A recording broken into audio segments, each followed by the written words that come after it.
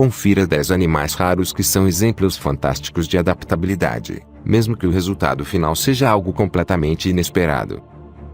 Mas antes disso, assine nosso canal e ative o sininho das notificações para ser notificado sempre que eu postar um vídeo. Então, sem mais delongas, bora!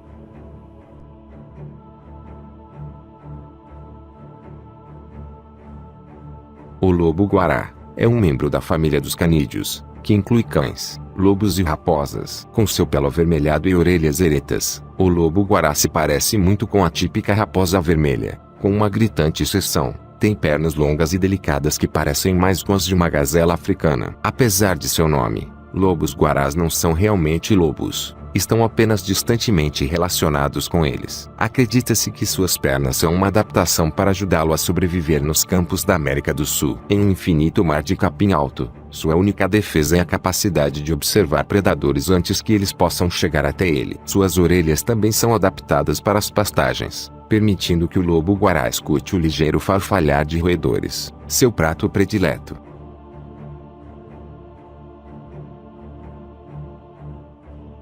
Como o esquilo voador, o lemur voador, ou Galeopterus variegatus, desenvolveu uma forma única de se mover entre as árvores do seu ambiente nativo, usando dobras de pele que se estendem entre os seus membros, para deslizar de galho em galho. Lêmures voadores vivem suas vidas inteiras nas copas de florestas tropicais do Sudeste Asiático. Seus pés e pernas são bem adaptados para escalada, mas são quase inúteis no solo, o que significa que cair no chão é uma receita quase certa para a morte. A membrana de sua pele tem apenas 1 milímetro de espessura e cobre uma área de superfície de cerca de 6 vezes o tamanho do resto do seu corpo quando totalmente aberta. Lêmures voadores podem deslizar mais de 100 metros em um salto, sem cair mais de 10 metros durante o voo. Seu nome é enganador, porque ele não é nem um lêmure, nem realmente voa. Na verdade, é um tipo de animal chamado colugo.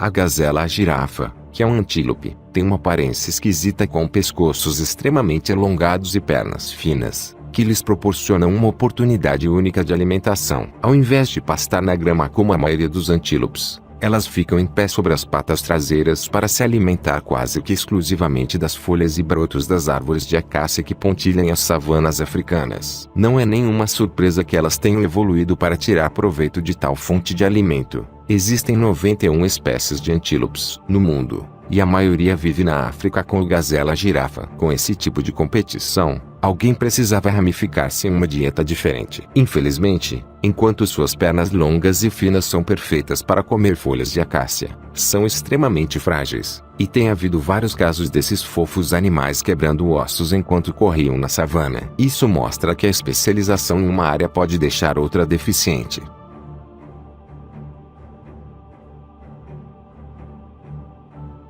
O golfinho de Hawadi é uma espécie que vive principalmente no sudeste da Ásia, particularmente na Baía de Bengala, ao largo da costa leste da Índia. Intimamente relacionado com baleias orca, golfinhos de Hawadi se adaptaram não através de uma característica física, mas sim através de um comportamento único. Ao longo dos anos, eles desenvolveram uma espécie de parceria com pescadores locais. Eles conduzem cardumes de peixes em direção às redes dos pescadores, e em troca comem os que querem dentre os animais presos impotentes. Este é um exemplo incrível de adaptação da natureza à influência humana, e não há nenhum outro exemplo, no mundo selvagem, de interação deste tipo. Há, inclusive, vários relatos de casos judiciais do século XIX em que um pescador processava outro porque seu Hawadi tinha ajudado o rival.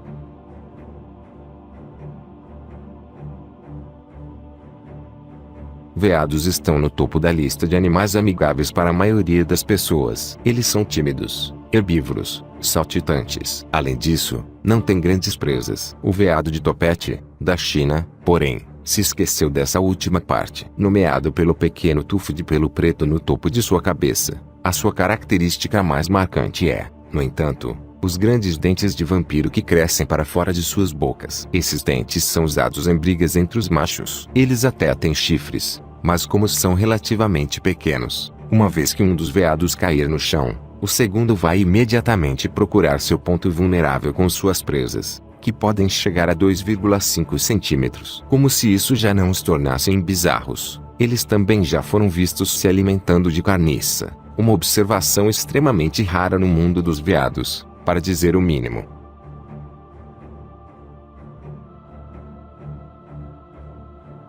Isso não é uma formiga empoleirada em outro inseto, é uma espécie bizarra de soldadinho chamada Siponia clavata, que evoluiu para crescer uma protuberância realista em forma de formiga em suas costas. O Siponia escolheu esse inseto por ele ser notoriamente difícil de predar, o que lhe confere uma proteção e o faz parecer pouco apetitoso aos predadores. Essa espécie foi descoberta pela primeira vez em 1788 por Caspar Stroh, um entomologista da Alemanha, e pode ser encontrada nas florestas tropicais da América Central.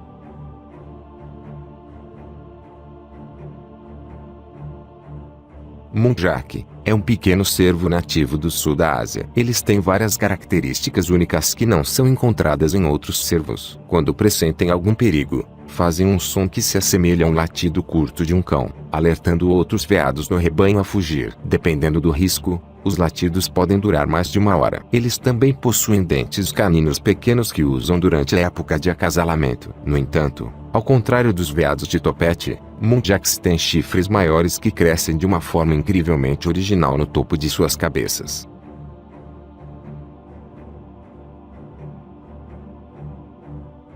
Aves muitas vezes apresentam grandes ornamentos de penas que usam durante rituais de acasalamento. O pavão é um ótimo exemplo desse comportamento, mas uma outra ave menos conhecida e igualmente impressionante com plumas coloridas é a Maria-Leque, relativamente pequena, com 16,5 centímetros de comprimento. Ela é encontrada principalmente na selva amazônica da América do Sul. Enquanto a maioria das espécies de aves tem apenas um sexo que exibe cores vibrantes, geralmente o macho, nessa espécie ambos os sexos exibem grandes plumas em cima de suas cabeças. A fêmea é geralmente amarela, e o macho vermelho alaranjado. Esses pássaros só exibem sua crista de penas durante a época de acasalamento ou ao ser manuseados por seres humanos.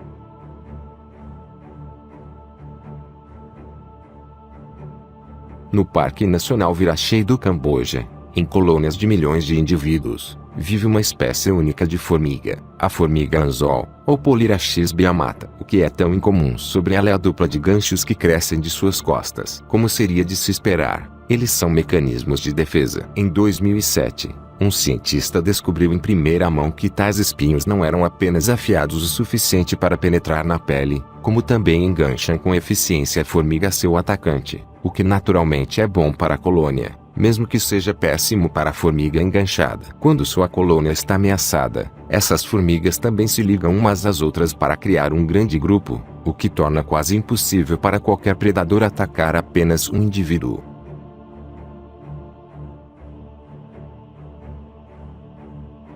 Até agora, essa espécie de salamandra recém-descoberta não tem um nome, mas foi apelidada de salamandra ET por causa de sua semelhança com o extraterrestre do filme de 1982. Encontrada nas florestas tropicais do Equador, ela possui uma adaptação verdadeiramente incrível. Não tem pulmões. O animal respira por meio de sua pele, absorvendo o oxigênio do ar em torno dele. Mais expedições estão sendo planejadas para explorar a biosfera única da floresta equatoriana, e espera-se descobrir mais sobre essa salamandra na